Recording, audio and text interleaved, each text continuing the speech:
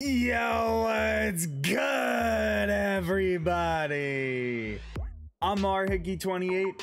Welcome to the YouTube channel. The Field of Dreams featured program just dropped a few minutes ago. They're dropping 9 new bosses. There's 3 different packs: the Flashback pack, the Legends pack, and the Future Stars pack. And there's also a 4th pack which has all the bosses in it, so if there was an extra one that you liked, you can go ahead and grab that. In this video, I'm gonna go through it. I'm gonna basically say who I'm choosing from each pack, the things that you should consider with each boss, and what makes them good, and maybe what makes them a little bad. If you like this sort of content, please give the video a thumbs up, subscribe to the channel. It helps out big time.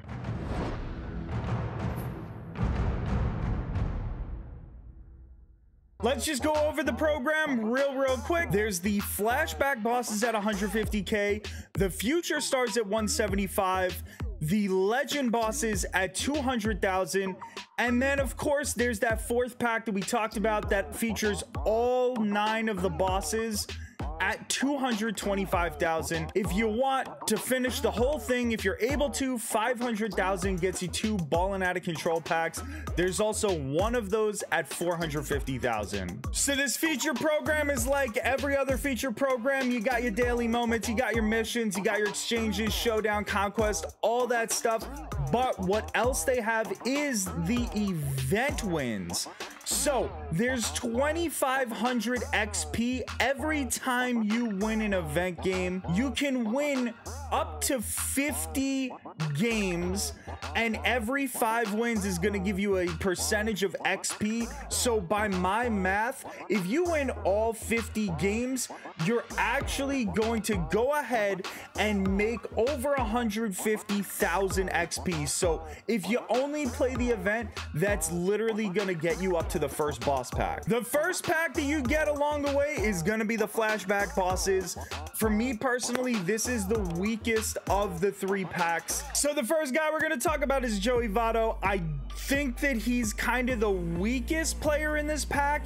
He's not a particularly bad card. My issue with him is that, of course, it's Joey Votto, so he only has first base primary. He has no secondary positions. He's gonna be a pretty good pinch hitter off your bench. He has 117 contact versus right and 100 power versus right. His numbers versus lefties are not actually bad: 107 contact and 92 power. He does have pretty decent defense. We don't necessarily care at first base. He's got 53 speed. There's a ton of first basemen in the game.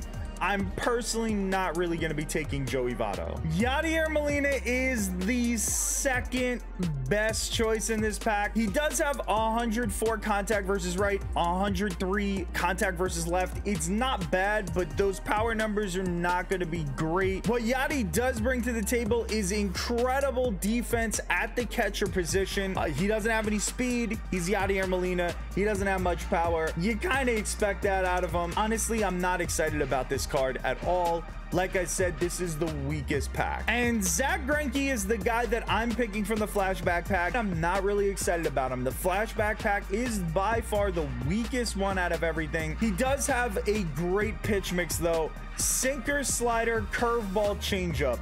I know what you're thinking, curveballs don't really matter, but honestly, Greinke's curveball is disgusting. 72 miles an hour. He throws it almost like that eephus pitch. Having a sinker and a slider really works out. They don't have too big a speed differential between the 2 of them, but that changeup at 83 miles an hour is going to make a difference. And then 10 miles an hour less for the curveball. The Future Stars boss pack is significantly better than the Flashback bosses. I'm really actually pretty excited about this one. Grayson Rodriguez is my least favorite of the Future Stars. My issue with him is that they didn't give him a sinker. His speed differentials are pretty decent because he's actually got outlier on that fastball. If he's hitting 100, 101, 102 on the fastball and then throwing a 92 mile an hour cutter in the same spot, people are gonna have a rough time. His curveball is probably not gonna be super useful, but the circle change will help out a little bit. He's got tremendous break on his fastball, slider, and circle change. His curveball's got pretty decent break as well. The cutter is not gonna break as much, so I'm a little worried about that. I don't know if it's gonna be as viable a pitch as it may look on paper. 107 hits per 9, that's around average, I would say, for good starting pitchers. This might be a little controversial of a take here, but ONeil Cruz is actually my number 2 in this Future Stars Boss Pack. The reason being that he only has 98 contact versus right and 93 contact versus left. Of course, that's not bad, but it's not great either. When you're playing on Hall of Fame, you want guys at this point to have contact in the hundreds. Because the pitchers that are coming out now have really good hits per 9, you need better contact numbers to have a bigger PCI. That being said, ONeil Cruz is pretty damn good. Very tall though, so at 6'7", if you can't hit with tall hitters, you might have a little bit of an issue. He's got diamond defense, he's got 83 fielding, 81 reaction, and the thing that they don't tell you about his reaction is that because he's tall, he actually makes kind of super dives all the time. He pretty much has insane range because when he dives, especially in this year's game, he pretty much always knocks down the ball. ONeil Cruz's prospect card was notorious for that. Plus, he's got 99 speed, so nobody could blame you for taking ONeil Cruz. I just personally think he's the second best player in this pack. My number 1 player from this pack is Riley Greene, center fielder. He's got left and right secondaries, but he may very well be the most balanced card that we have in this entire program. 112 contact versus right, 116 contact versus left, 94 power right, 96 power left. Those are pretty good power numbers. Those are great contact numbers.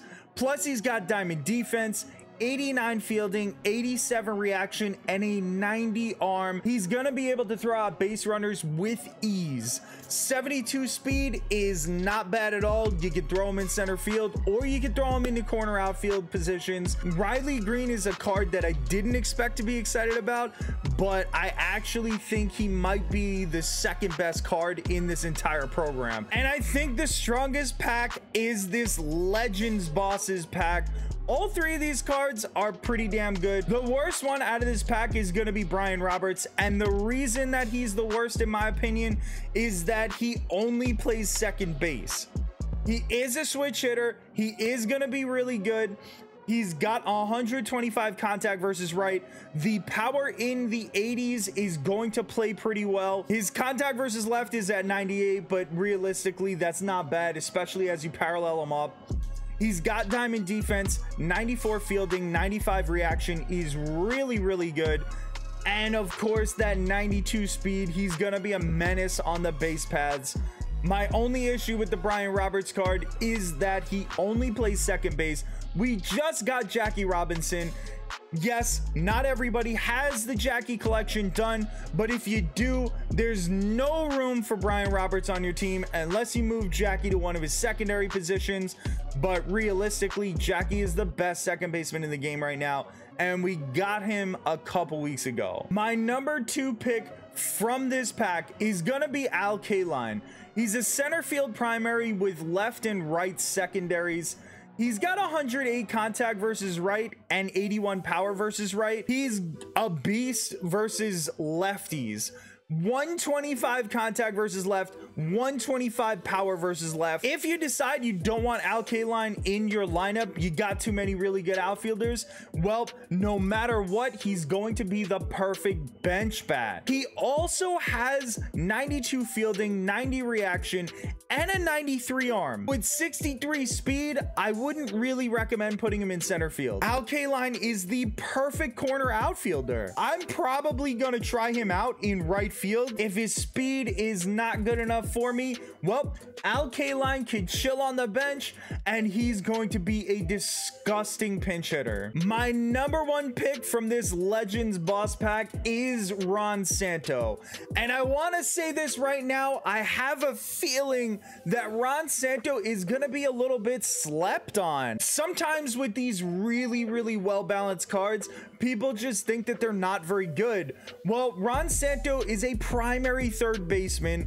He's got second and short secondaries. We do have a ton of third basemen in the game, so I'm actually probably putting him at shortstop. Although ONeil Cruz is gonna be probably everybody's favorite from that Future Stars pack, I really honestly believe that Santo is the better shortstop in this entire program. I think as a whole, with how balanced this card is and how good his defense is going to be, he's just a much better pick than ONeil Cruz at short. With his 99 fielding, his 99 reaction, that's going to get a slight bump down when he gets moved to his secondary position. But realistically, 95 fielding is going to be amazing at shortstop. You're not going to have any problems. You're not going to have any complaints. Santo's a diamond at whatever position you throw him at. Plus, he's got pretty decent power numbers. He's got over 100 contact versus both lefties and righties. Santo is probably my favorite card in this entire program right now. I think Santo, Riley Green, and Zack Greinke are the best picks from those packs. It gives you a nice, well-balanced infield, outfield, and a starting pitcher. And from the fourth pack, it's gonna be kind of a toss-up for me between ONeil Cruz and Alkaline. Let me know in the comment section below, or check out my Twitch. I'm on 4 nights a week at 11 p.m. Eastern time. Thank you so much for watching. I hope you have a great night.